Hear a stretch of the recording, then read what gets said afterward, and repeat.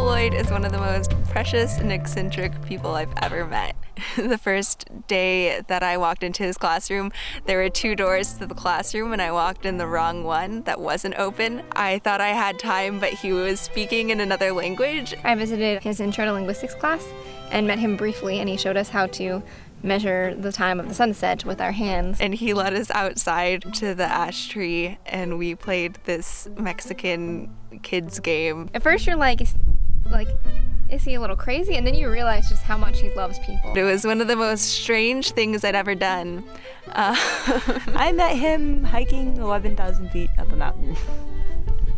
I think he almost viewed it as like a welcome challenge for teaching, because then he would focus on like the smells of the trees and like the showing me the trees with different needles, or if there was a pine nut that fell out of a tree and so I ate it. Like a lot of people can see pictures or videos and things, and I can't. So when I'm in the world and I can see this plant, I can feel it, I can taste it. Uncle Lloyd is my husband of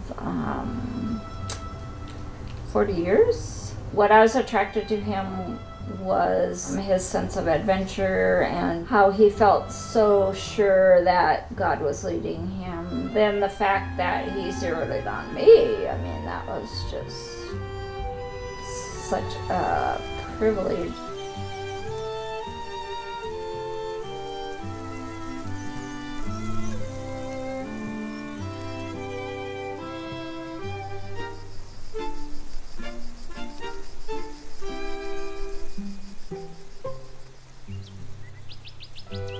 We'll go on hikes and he'll just be like grabbing plants and saying, "Here, taste this." And I don't even know what I'm tasting. I'm just like, okay. I've climbed Mount Baldy with him. I've biked to Seal Beach. We'll go on hikes and he'll tell you the history of the people that have lived there and, you know, how to grind acorns and make them into food and just things that you would never even think of. And we can always consult him about, oh, have you ever climbed Half Dome? Like, what would that be like? What kind of gear should we take? And when is the best time in the year to go? Don't have dull moments in our family. We like to do outdoor things. Start to run. If I get him about here, he'll bite me, but that won't be bad. Now I just calm him down. I can loosen this. I used to keep these as my pets. My dad had trouble with fleas, so I couldn't keep mammals. So I kept reptiles instead. I'm Lloyd Peckham, and I teach linguistics at Biola. I'm a member of Wycliffe Bible Translators, and I've had about 40 years of experience training translators, mostly in Indonesia and Philippines and Singapore. He's been described by some people as being quirky because he is quite different than a lot of people.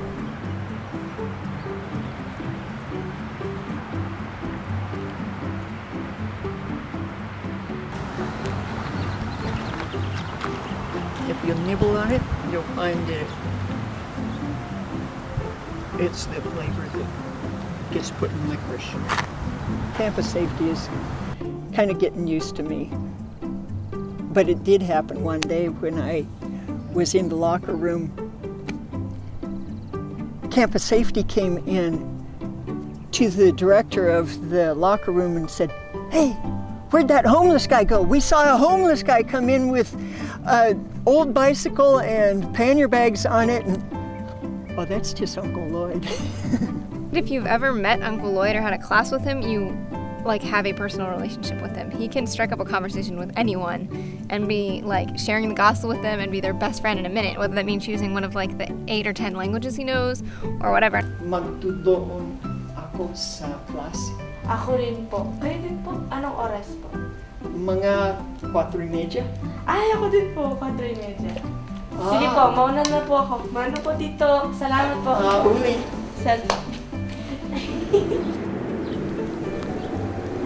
Then I see how far I can pop these things. Yeah. Whoa, wait. How do you pop? You just pop the seed? Squeeze it.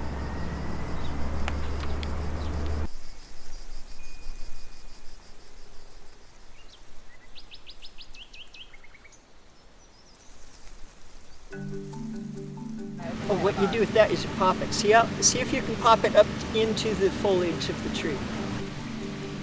Oh, well. Yeah, I popped it to the ground. Lick it and try again. No way. Woof. Parabolic arc. He was a great mentor initially to me because I had never taught Intro to Language and Linguistics. I had never taught any college course at all. So he was a great source of information and encouragement to me. We've been office mates since I started here, sort of. He has a desk here, but he usually doesn't use it. Instead, he sits under an ash tree, and that's where he meets with students. Often, even when he's not there, then it's a place where my friends and I have built a community. It's kind of like having an open door policy without a door.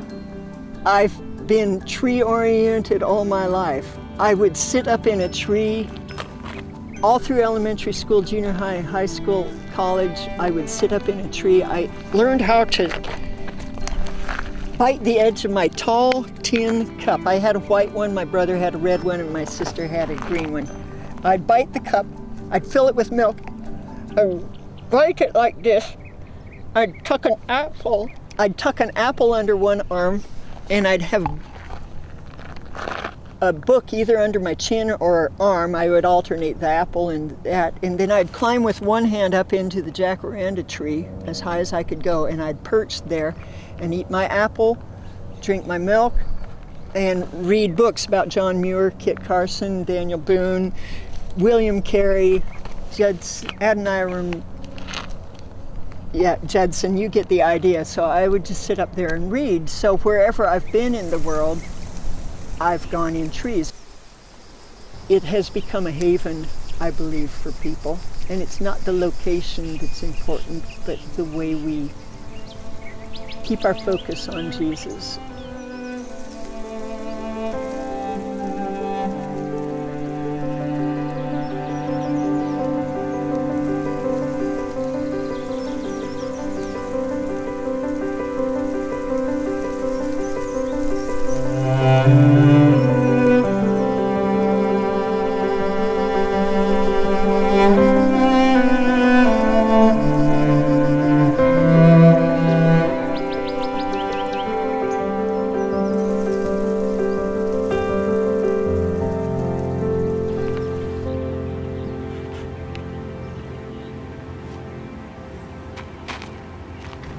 As to, did I set out to be what I am now?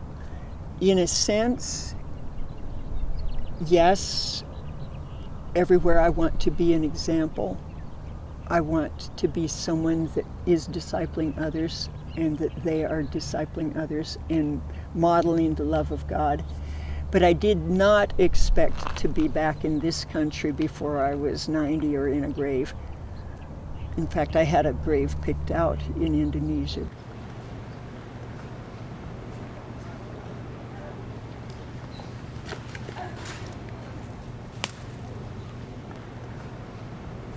When he was growing up and like in his teens and 20s and even 30s, he was a very strong person and very athletic and very healthy. But after we had lived in Indonesia for several years, started getting the local sicknesses. I had so many illnesses that I got sent back suddenly 2 times, and they tried a 3rd and 4th time. He started becoming really susceptible to getting different diseases, and they were really weakening him. And he just could not put in a full day of work at the desk. He couldn't do as much exploring as he'd like to, like with our kids. He couldn't do as much translation as he could. And so it was just so different than what he had been in his younger years when he was strong and very athletic. But by being sick a lot. 18 years of elephantiasis with my legs getting big, and my lymph system unable to ward off anything else, and then toxic psychosis. I was then able to learn through weakness what you'd never learn through strength. And a lot of that was in intercession. There were times I'd be lying on my back, and the rust marks on the nails up in the ceiling were all I could focus on, and the Lord would say, well, remember kindergarten? And I would say, yeah, Mrs. Wolf was my teacher. And Roy Reed was over there, and there was Pam Dunstan, Pam Gibson, Pam Yoder, and there was Skip Newman, and I would pray for my kindergarten class. And that has taught me that I can be equally useful anywhere, whether I am juggling languages, teaching Greek, teaching English, teaching anthropology, or teaching linguistics.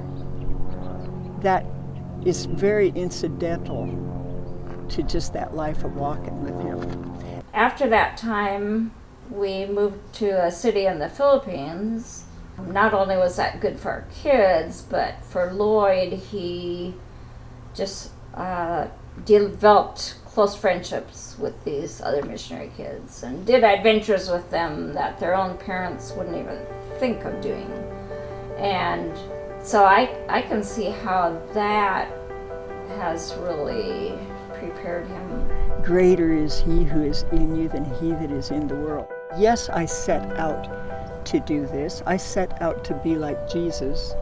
By living out the words of Jesus, the life of Jesus, it's not been any different at Biola from what it was in a little village with Mairasi people with one person per square mile in Erie and Jaya, nor teaching in a 22nd story building in Singapore, nor teaching in Philippines, nor teaching in Texas or anywhere else. It's still the rhythm of life. The rhythms of our emotions are tied to the amount of sunlight. The rhythms of the tides, if you go down and surf or do anything else, the rhythms of the weather patterns, the winds, the sinus headaches you get if the pressure changes, or the allergens that come. You're already connected. And as with everything in life, I found the delight of knowing what it is, knowing those weather patterns, knowing those tidal patterns. It gets me like into the heart of God. He's already the orderly one who has set up these great rhythms, and we aren't anything more than a part of creation. Except our soul then is able to expand and live in another kingdom. And so if I can walk with God like Adam walked with God, going around naming things, it's like saying, God, I noticed that. You made this amazing little plant here. And by being in touch with what God did in nature, I'm more alert and ready to hear it in the written word too. And so definitely, no matter where you go, how big the city is, you've got to find ways of being off alone with the Lord, talking with Him, but enjoying the patterns and the rhythms of nature.